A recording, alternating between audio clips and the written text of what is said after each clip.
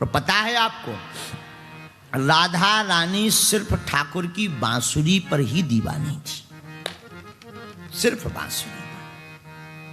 हम एक चरित्र आपको सुनाते हैं। ब्रजवासियों का 100 वर्ष का वियोग हुआ। ठाकुर जी 100 वर्ष तक नहीं मिले वृंदावन वालों से, न राधा रानी से। जब से वृंदावन छोड़कर मथुरा गए, द्वारका के राजा बने, 100 साल तक मिले नहीं।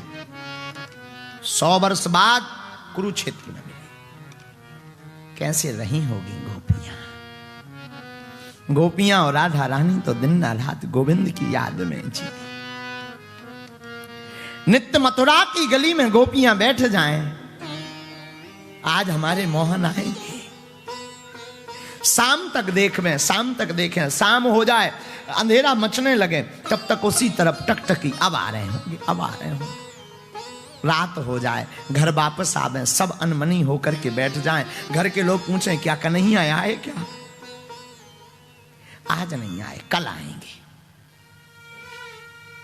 कल फिर गोपियां जावे और जाकर के फिर गोपियां गोविंद की याद में बैठे। ऐसे 100 वर्ष कब बीत गए, कब 100 साल निकल गए, पता नहीं लगा। भगवान लौट कर नहीं आए, भगवान ने लौट कर खबर नहीं ली। गोपियों पर क्या बीती, ये तो गोपियां जानती। हमने सुना कि जब राधा रानी जी को शरीर त्यागना था, गोविंद में समाना था, तो राधा रानी जी द्वारका गई। तो भगवान द्वारका के बाहर राधा जी बैठ गई। और जब बैठी, हमने कहा था आज की कथा बहुत अद्भुत है, बाहर जाकर के बैठ गई। और जब जाकर के बैठी तो ठाकुर जी सबसे लुकते छिपते पहुंच गए। राधे तुम कब आई हो? हंस पड़े भगवान। कब आई राधे? राधा रानी जो नैन नीचे किए, कुछ बोल नहीं रही। धीरे से कहा, कैसे हो कृष्ण? ठाकुर जी को धक्का लग गया। राधिके, मैं तुम्हारे लिए कृष्ण थोड़ी हूं, मैं तो तुम्हारे लिए वही कान्हा हूं। राधा जी की आंखों में आंसू आए। नहीं नहीं नहीं, अब तुम कान्हा नहीं रहे, अब तुम कृष्ण हो गए। अगर तुम हमारे कान्हा होते तो सुदामा को तुम्हारे घर, तुम्हारे पास नहीं आना पड़ता, तुम सुदामा के पास जाते। अब तुम कृष्ण हो गए। अब तो तुम्हारे गले में कभी हमारी बनाई हुई बनमाला हुआ करती थी। हम सब सखियां मिलकर के आपके लिए बनमाला बनाते थे। हमारी चुनरी फट जाती थी, कई बार शरीर में रूला लग जाते थे। शाम को मां डांटती थी, क्या हो गया, ये चुनरी कहां से फाड़ कर आई, ये अंग में क्या हो गया। लेकिन बनमाला बना करके जब तुम्हारे गले में डालते थे वो कन्हैया, और जब तुम ठहठा करके हंस देते थे, हमें लोक और परलोक दोनों मिल जाते थे कान्हा। लेकिन अब तुम कान्हा, अब तुम कृष्ण हो गए। अब तो तुम्हारे गले में बड़ी बड़ी महंगी मालाएं पड़ रही हैं। अब कहां तुम्हें याद आएगी हमारी? हम गोपियों की कहां याद आएगी? आप तो द्वारका के राजा बन गए, द्वारकाधीश बन गए। अब तो तुम्हारी 16,108 रानियां हैं। अब तो आप बड़े वैभवशाली हो गए। बड़े बड़े ऋषि मुनि महात्मा आपके पास आकर के प्रार्थना करते, वंदना करते हैं। अब तुम साधारण थोड़ी बच्चे कन्हैया। भगवान आज कुछ नहीं बोल रहे, चुप हैं आज।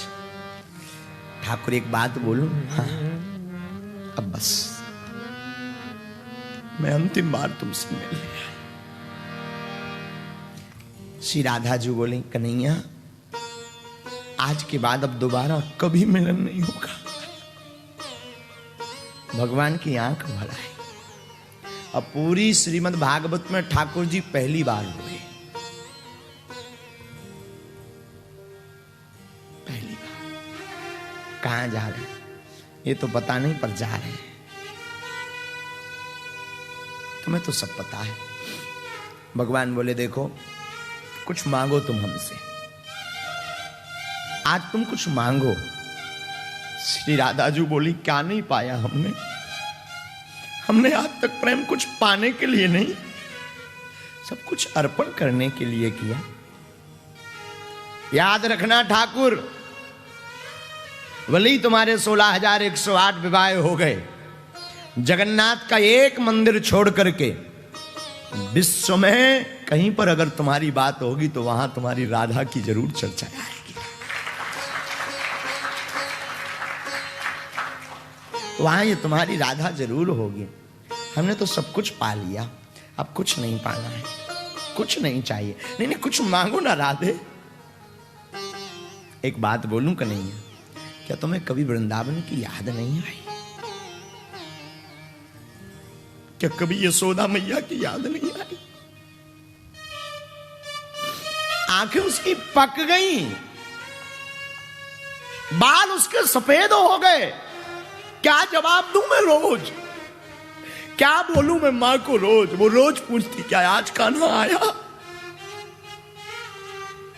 क्या कभी तुम्हें कदम का वृक्ष याद नहीं आया? क्या कभी तुम्हें जमुना का किनारा याद नहीं आया मोहन?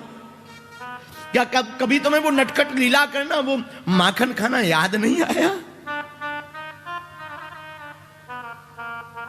परसों की कई वर्षों में आए ठाकुर, तुम्हारे बिना पूरी गलियां सूनी है, तुम्हारे बिना अंधेरा मचा है, गोपियों का हाल बेहाल है। जो गैया तुम चराने जाते थे उन गैयों से पूछो, उन्होंने खाना पीना बंद कर दिया तब से। क्या तुम्हें कभी याद आए हम?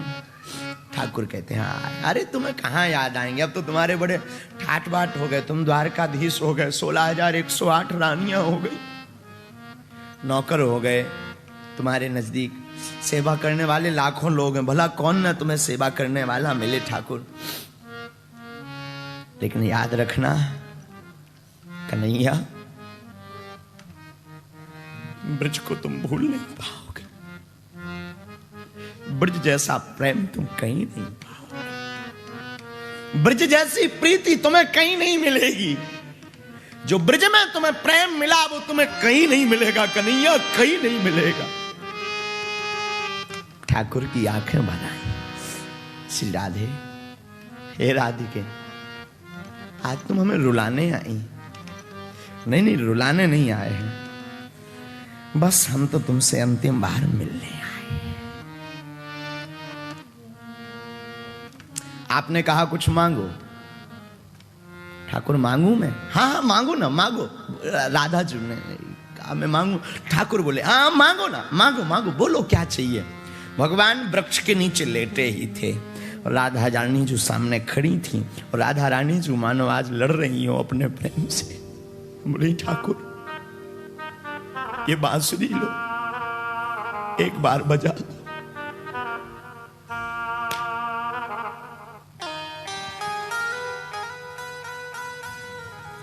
जब से तुमने वृंदावन छोड़ा तब से नहीं बजाई, अंतिम बार से बजाओ। कुछ नहीं चाहिए, अंतिम बार से बजाओ और कुछ नहीं चाहिए। भगवान की आज आंखें डबडबा गई, हमारे माधव की आज आंखें भर गई। भगवान ने वो मुरली ली और मुरली को बजाया,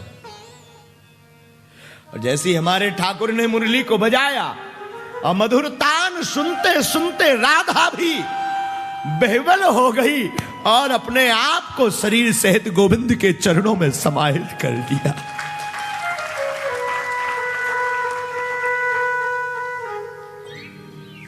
और हमने सुना है उस दिन के बाद फिर कभी कन्हैया ने मुरली नहीं बजाई, उस दिन के बाद कभी मुरली नहीं बजाई। ये मुरली कोई और नहीं, साक्षात शिव ही मुरली बनकर आए हैं। और हमें तो एक भाव याद आ रहा है, ये तो बड़ी करुण की बड़ी कथा है, इसको कितना बोलूं क्या बोलूं, कई बार बड़ी विचित्रता लगती कथाओं।